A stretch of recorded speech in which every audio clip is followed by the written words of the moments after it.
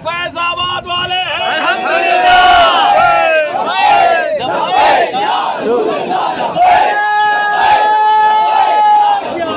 जज्बा आता कब है? जब बारिश होती है। लोग कह रहे हैं कि यार मुफ्ती साहब बारिश में लोग आएंगे नहीं आएंगे। मैंने कहा ये मजे ले लेके आएंगे। अरे ये कोई और है जो बारिश धूप खजा फजा इससे उससे यहाँ से वहाँ से ये रुक जाएंगे।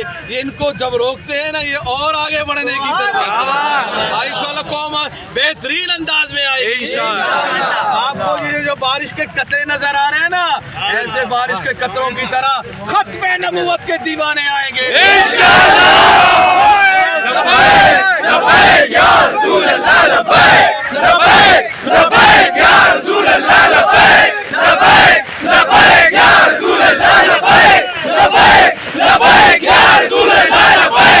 और उस सर्दी में फैजाबाद में जब बारिश हुई है तो जवानों ने तारीख रकम की। उन्होंने क्या किया? उस बारिश में उन्होंने कमीज भी उतार दी।